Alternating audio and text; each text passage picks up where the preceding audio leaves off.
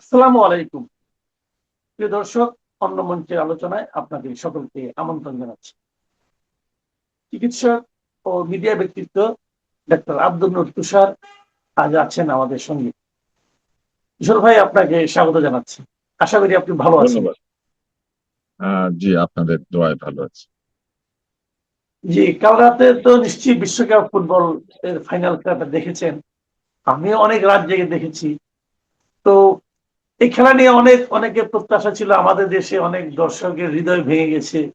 আবার কেউ কেউ খুশি হয়েছে, কেউ কেউ স্পেনের জয়ে খুশি হয়েছে, আবার কেউ কেউ আর্জেন্টিনার পরাজয়ে খুশি হয়েছে।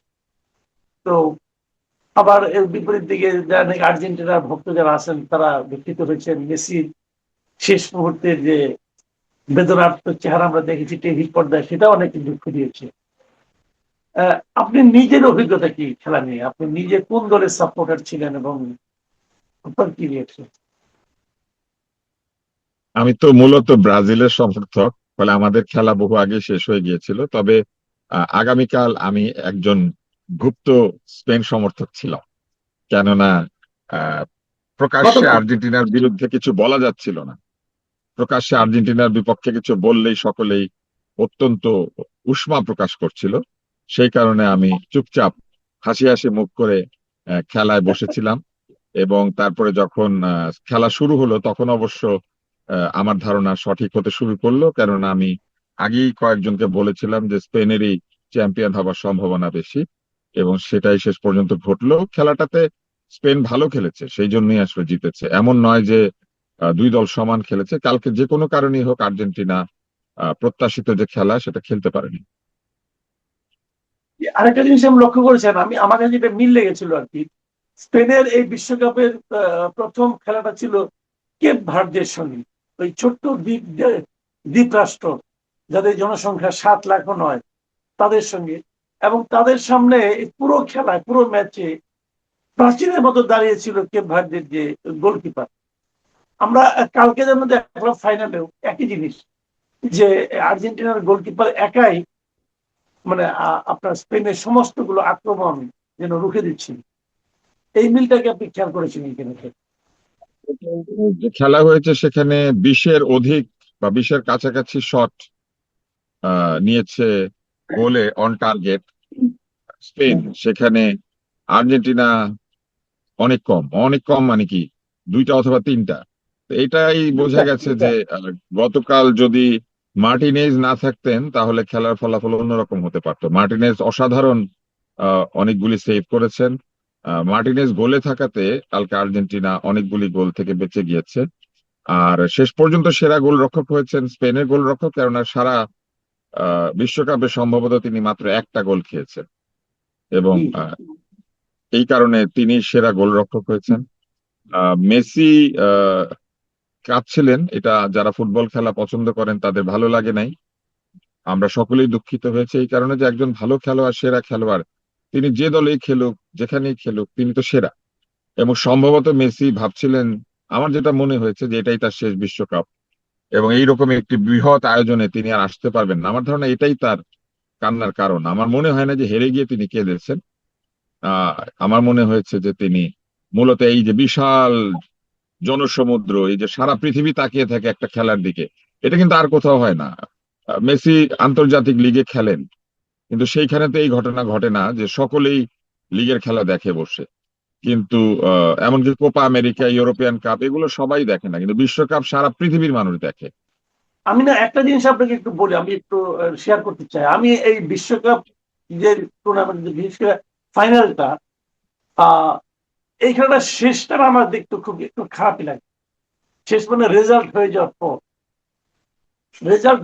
পর এই যে যারা পরাজিত হচ্ছে, তারা যে মাঠের মধ্যে কান্না করছে, এত বিখ্যাত বিখ্যাত মানুষ তারা, তাদের কান্নাটা আসলে খারাপ লাগে। আবার গ্যালারিতে সমর্থকদের মধ্যে যে বিষাদের ছায়া, মানে একই জায়গায় পাশাপাশি একদল উল্লাস করছে, আর কিছু মানুষ কান্নায় ভেঙে পড়ছে, বিষাদে আক্রান্ত হচ্ছে। এই যে দুইটা বিপরীত চিত্র, এটা না আমাকে মাঝে মাঝে খুব বেদনার্থ করে। এবং আমি মাঝে মাঝে ভাবি, এই দুঃখগুলি কেমন কোনো ম্যাচ নাই যে ম্যাচে কোনো পরাজয় নাই? এরকম হলে মনে হয় ভালো হতো নাকি?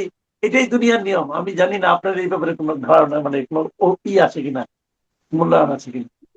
হয় যে প্রাচীন কালে রোমান সাম্রাজ্যে যে গ্ল্যাডিয়েটরদের লড়াই হতো, কিংবা এক সময় যে আমরা পড়েছি মহাভারতে কিংবা বড় বড় উপাখ্যানে, শাহনামায়, বা জি এই ওডিসি কিংবা ইলিয়াডে, আপনি দেখবেন যে সব জায়গাতেই হচ্ছে যুদ্ধ, দ্বন্দ্ব এবং বিজয়ী এবং পরাজিতের একটা গল্প। কি কারণে যেন মানুষ মানুষকে পরাজিত করে আনন্দ পায়, এবং এই যে একজন মানুষ আরেকজন মানুষকে পরাজিত করে আনন্দ পাওয়ার বিষয়টা, এইটা আমি ঠিক ভালোভাবে বুঝতে পারি না। এবং এটাও বুঝতে পারি না যে বহু দর্শক অন্যের পরাজয় এবং জয় দেখে আনন্দিত হয়। নিজেরা কখনো খেলতে পারবে না, নিজেরা কোনোদিন হয়তো একটা বলে লাথি দিতে পারবে না, কিন্তু তারা অন্যের এই কি বলে জয় পরাজয়ে তারা নিজেরা লড়াই করে।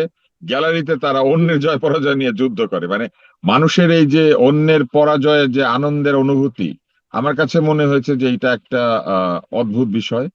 এবং আমার ধারণা যে এটা হরমোনের কারণে হয়, অ্যাড্রিনালিন হরমোন যে আসে মানুষের উত্তেজনা বশত। এই অ্যাড্রিনালিনের একটা আনন্দ আছে, রক্তচাপ বাড়ে, হৃৎপিণ্ড দ্রুততর হয়, এক ধরনের আনন্দ অনুভব করে মানুষ। এবং যত আপনি দেখবেন যে অক্ষম, তত এইসব বিষয়ে আনন্দ বেশি। চেয়ারে বসে আনন্দ করার খুব আহ, আ- ইচ্ছা মানুষের। এই রোমান সম্রাটরাও কিন্তু চেয়ারে বসে আনন্দ করতেন। নিজেরা লড়াই করতে পারছেন না, কিন্তু অন্যে লড়াই করছে, এবং লড়াই একজন পরাজিত হওয়ার পরে তারা সিদ্ধান্ত দিতেন যে সে বেঁচে থাকবে না মরে যাবে। এবং এই যে একটা নৃশংসতা, এই নৃশংসতা কি কারণে যেন মানুষ খেলায় পরিণত করেছে। এবং এইটা একদিক থেকে উপকার হয়েছে, খেলা এরকম নৃশংস না, কিন্তু দেখেন কালকে খেলা শেষ হওয়ার পর আর্জেন্টিনার বেশ কিছু খেলোয়াড় অন্যদের উপর ঝাঁপিয়ে পড়লেন, যেন জি এই পরাজয় গায়ের জোরে হয়েছে এবং তারা গায়ের জোরে সেটা শোধ নিবে। আমার কাছে মনে হচ্ছে যে এটা খুবই একটি অসভ্য আচরণ করছে আর্জেন্টিনা। এবং এই ইতিহাস কিন্তু পুরনো না। আহ, বিশ্বকাপের একদম প্রথম দিকে আর্জেন্টিনার উরুগুয়ে যুদ্ধ শুরু করে দিয়েছিল ফুটবল খেলা নিয়ে। তো এই যে আমি আমি একটা জিনিস, মানে মাঝে মাঝে আমি বুঝি না, বিভ্রান্ত হই একটু, যে এই যে আপনার অন্যকে অপদস্থ করে, অন্যকে জব্দ করে, অথবা জব্দ না হোক, আমি জব্দ করার চেষ্টা করলাম, এতেই যে আনন্দ পাওয়ার যে আপনার একটা অনুভূতি, একটা আচরণ দেখি আমরা মাঝে মাঝে। আমরা একটু খেলার থেকে বাইরে আসবো আর কি।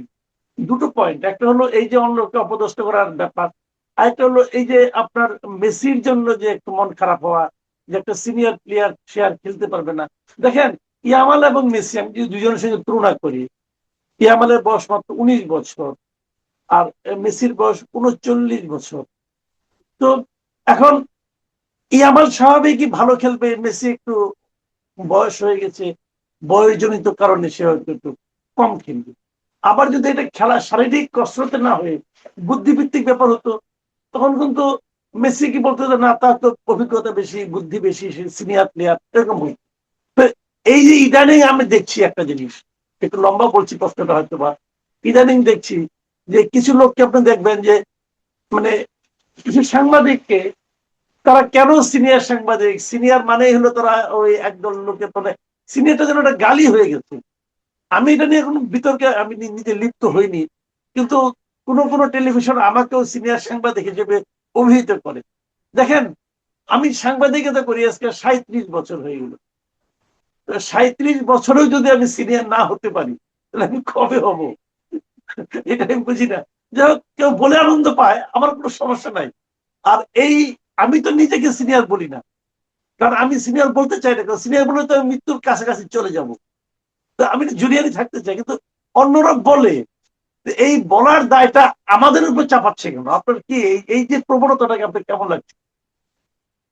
প্রথমত, শব্দটা হচ্ছে সিনিয়র সাংবাদিক। সাংবাদিক শব্দ তো কারো আপত্তি থাকার কথা না। যিনি সাংবাদিক তিনি সাংবাদিক। জীবনে যারা ক্যারিয়ার হিসেবে সাংবাদিকতা করেছেন, একাধিক পত্রিকা, টিভি চ্যানেল বা অন্য কোথাও রেডিওতে সাংবাদিক হিসেবে কাজ করেছেন, তারা সবাই সাংবাদিক। এটা তাদের পেশা ছিল, তাদের অভিজ্ঞতার জায়গা ছিল, তাদের ক্যারিয়ার ছিল। ফলে ক্যারিয়ার সাংবাদিক যারা, তারা সবসময় সাংবাদিক। রিটায়ার করলে অবসরপ্রাপ্ত সাংবাদিক। ফলে রাইট। সাংবাদিক শব্দে কারো আপত্তি থাকার কথা না। আপত্তি তাহলে কোথায়? সিনিয়রে। সিনিয়র জুনিয়র কিভাবে নির্ধারিত হয়? একটি হচ্ছে বয়সে, আরেকটি হচ্ছে অভিজ্ঞতায়। আমাদের সরকারি চাকরি বা যে কোনো চাকরিতে আপনি আগে যোগ দিলে আপনি সিনিয়র, আগে যোগ দিলে আপনি সিনিয়র। কিন্তু সরকারি চাকরির একটা অদ্ভুত নিয়ম আছে, আহ, পূর্বাহ্ন আর অপরাহ্ন। আপনি সকালে যোগ দিলে আপনি বিকালে যিনি যোগ দিয়েছেন তার চেয়ে সিনিয়র। এই জন্য সকলেই পূর্বাহ্নে যোগ দেয় সরকারি চাকরিতে। এটা আমি সরকারি চাকরি করতে গিয়ে শিখেছিলাম। আমি বেশি দিন এটা কন্টিনিউ করতে পারি নাই, কিন্তু আমি পেয়েছিলাম। এবং আজকে যে লোকজন বিসিএস এর জন্য মরে যায়, আমি এটা 2বার পেয়েছিলাম। তো এইবার মজার বিষয় হচ্ছে, ধরেন কেউ আমাকে বলল যে আমি একজন সিনিয়র উপস্থাপক, তাহলে আপত্তি কোথায়? আপত্তি হচ্ছে সিনিয়র শব্দে। এই যে সিনিয়র শব্দে আপত্তি করা, এটা হচ্ছে ডক্টর ইউনূসের সময় যে মবক্রেসি চালু হয়েছিল, গুরুজনদেরকে অপমান করা, সেই সংস্কৃতির একটা এক্সটেনশন। অর্থাৎ আপনি সিনিয়র, আপনাকে সিনিয়র বলে আপনাকে গালিগালাজ করা হবে। ওই যে আমি একটা কথা বলেছিলাম, আপনার মনে আছে? তর্ক শুরু হয়েছিল এবং আহ ওই সময় হাদির সাথে আমার তর্ক হচ্ছিল। তো হাদি আমাকে বলল, আপনি ভালো বিতার্কিক, আমি তো আপনার হাঁটুর বয়সী। এটা বলে কিছুক্ষণ পরে সে তর্ক শুরু করে দিল নিজেই। তো তখন আমি তাকে ফেরত দিলাম যে আমি আর তোমার সাথে কি তর্ক করব, তুমি তো আমার হাঁটুর বয়সী। কে নিজেকে হাঁটুর বয়সী বললো? সে নিজেই বলল। কিন্তু আমি জি, যখন তাকে ওটা বললাম, মনে করিয়ে দিলাম, তখন তার পক্ষে বা তার যে অন্ধ অনুসরণকারীরা, তারা আমাকে আক্রমণ করতে শুরু করলো যে আমি তাদেরকে হাঁটুর বয়সী বলেছি। নিজে নিজেকে হাঁটুর বয়সী বললে তার অপমানিত হয় না, আমি মনে করিয়ে দিলে তার অপমানিত হয়ে যায়।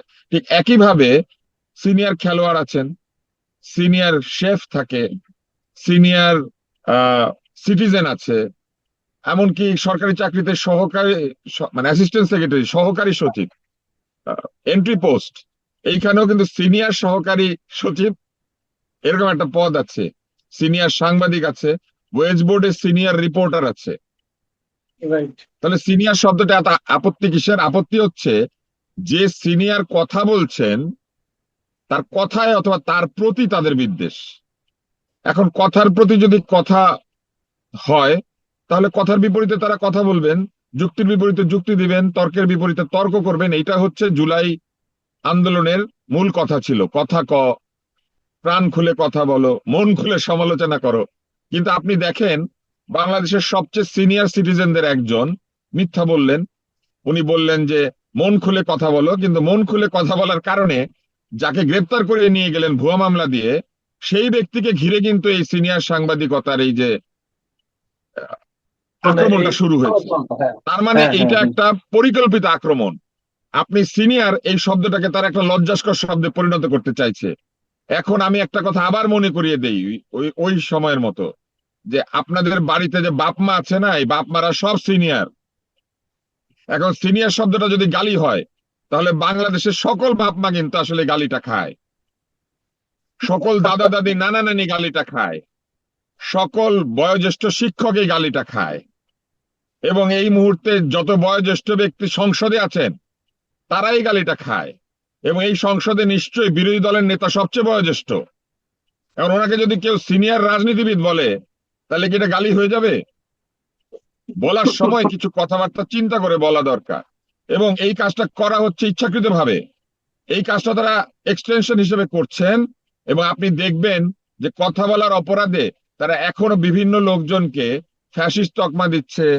একটা অদ্ভুত শব্দ তৈরি করেছে, কালচারাল ফ্যাসিস্ট, পলিটিক্যাল ফ্যাসিস্ট, তারপরে কি আহ আরো আরো কি কি বিভিন্ন ধরনের তকমা দিয়েছে। আহ আমলাতন্ত্রের ফ্যাসিস্ট, মানে বিভিন্ন জায়গাতে ফ্যাসিস্ট আবিষ্কার করছে। এই জিনিসটা কারা করে জানেন? ফ্যাসিস্টরা করে। তারা রাইট। মানুষকে তকমা লাগিয়ে নির্যাতনযোগ্য কিংবা তকমা লাগিয়ে অপমানযোগ্য করে গড়ে তোলে। ফ্যাসিজমের প্রথম কাজ হচ্ছে অপমান করা। এবং যখন ইটালিতে এই ফ্যাসিজম হয়েছিল, তখন তারা কি করতো? সিনিয়র রাজনীতিবিদদেরকে অপমান করত, বিভিন্ন জায়গাতে মব তৈরি করে প্রহার করত। তো সেই ঘটনাগুলো আমরা দেখি নাই? এবং এখনো কিন্তু এই একই জিনিস হচ্ছে। বিভিন্ন জায়গাতে বলা হচ্ছে অমুকে তমুকে। ভাই, আপনি যদি মনে করেন কেউ আপনার বিপরীতে কথা বলছে এবং সেটা যুক্তিগ্রাহ্য না, কথা বলেন, আপনি প্রমাণ করে দেন যে তাদের কথাগুলো ঠিক না, তাদের কথাগুলো রাইট। ভুল, তারা অন্যায় আচরণ করছেন, সেটা আপনি মুখে বলবেন।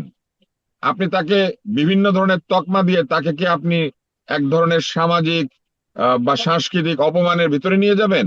মনে রাখতে হবে যে বাংলা ভাষায় সে বিখ্যাত কবিতাটা, হেমোর দুর্ভাগা দেশ, যাদের করেছ অপমান, অপমানে হতে হবে তাদের সমান। মুশকিল হচ্ছে যে ইতিহাসে অপমানে কেউ সমান হয় না।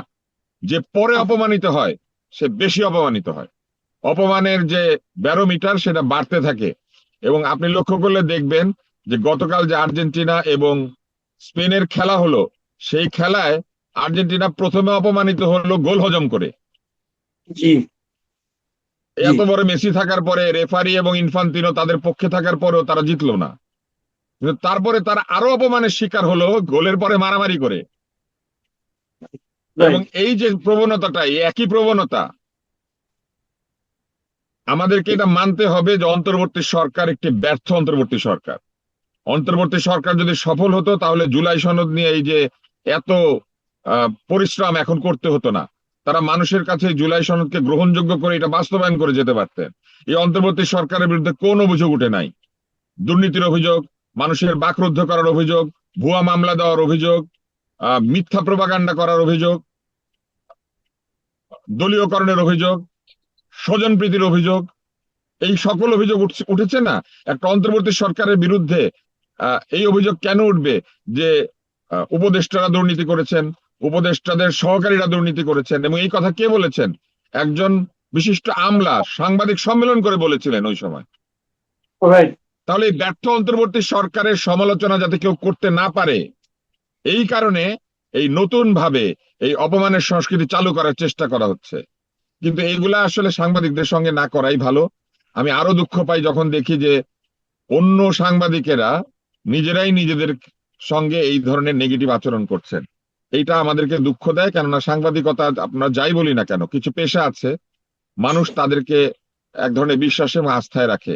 চিকিৎসা পেশা, সাংবাদিকতার পেশা, যারা বিচারপতি বিচার করেন, কিংবা কিছু মানুষ আছেন যারা সমাজে অবদান রাখেন, এদেরকে মানুষ আস্থা রাখে, বিশ্বাস করে। তো সাংবাদিকদের উপরে যে আস্থা, এটা আসলে এই ধরনের আচরণ যদি অব্যাহত থাকে এবং সাংবাদিকরা যদি ঐক্যবদ্ধভাবে এই ধরনের আচরণের প্রতিবাদ না করেন, আগামীকাল জুনিয়র শব্দটা অপমানের জায়গায় চলে যাবে। জি, অনেক ধন্যবাদ আপনাকে জনাব ডক্টর আব্দুল নূর তুষার।